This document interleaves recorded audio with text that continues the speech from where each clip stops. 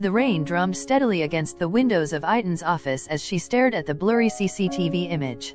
Her heart was heavy, not just with suspicion but with betrayal. Security returned with a full background check. The person in the image was Elvin, a longtime employee in the finance department. Trusted. Silent. Always in the background. Madden clenched his fists. He's been there the whole time. Feeding someone information. Aiden couldn't believe it. But why? What does he gain? That afternoon, she invited Elvin for a casual meeting in her office. As he entered, his nervous smile betrayed something deeper.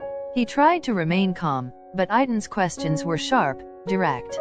"Do you know Cameron?" she asked, her voice cool. Elvin paused. "And no. Should I?" Aiden didn't blink.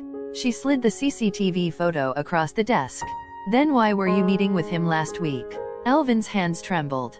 The lie on his lips failed to form. Madden entered, placing a USB drive on the table.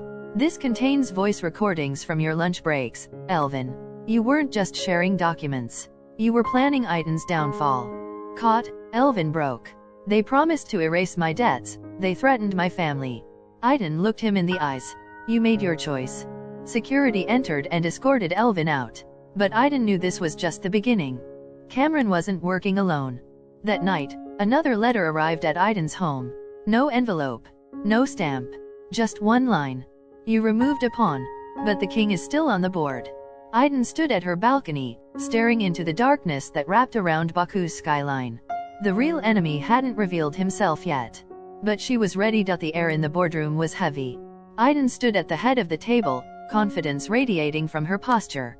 Executives whispered among themselves. News of Elvin's betrayal had spread like wildfire. But Aiden wasn't shaken. She was transforming. "From now on," she said, "we rebuild from trust, not tradition." Madden, seated by her side, smiled with quiet pride. He had watched Aiden bloom from a wounded soul to a fearless leader.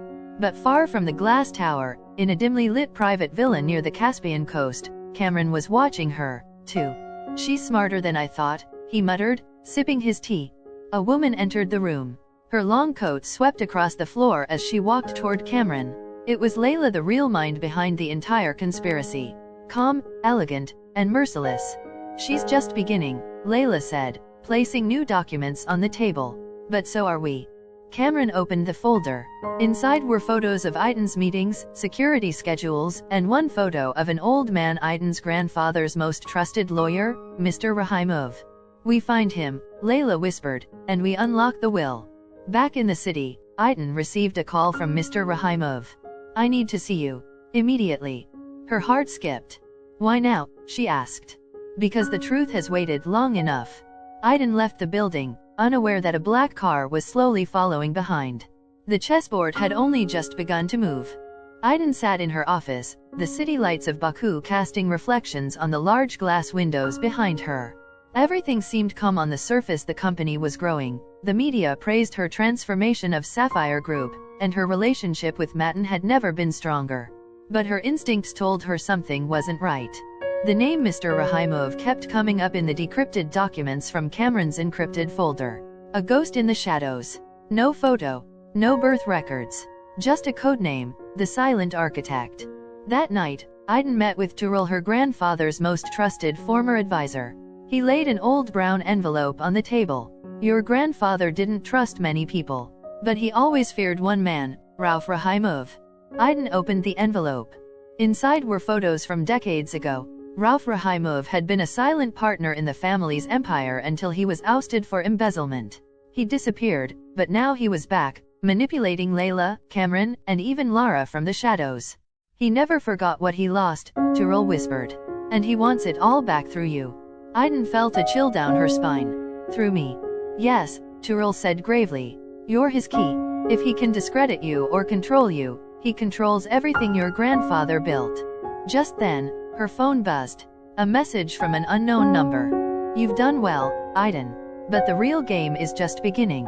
Aiden couldn't sleep that night. The message from replayed in her mind over and over like a haunting melody. She stared at her grandfather's old diary, still unopened on her desk. Until now, she hadn't had the courage to read it. Slowly, she opened the cover. Inside were pages filled with elegant handwriting notes about the company, his regrets, and warnings. Then she found it, a page marked with a folded edge. In red ink, her grandfather had written, "If Rahaimov ever returns, trust no one. Not the board. Not the family. He poisons minds before he strikes." Suddenly, Aiden heard footsteps outside her office. She quickly turned off the light and crouched near the window. A shadow moved past the frosted glass. Security cameras? Disabled. Her heart pounded. She texted Matin. "Come to HQ now. Don't tell anyone." By the time Matin arrived, the office was empty again. But the security footage confirmed her fear. Someone had been there. A man in a long black coat, face hidden under a cap. Aiden clenched her fists. "He's inside already." Matin looked at her with concern. "Then we don't wait. We fight."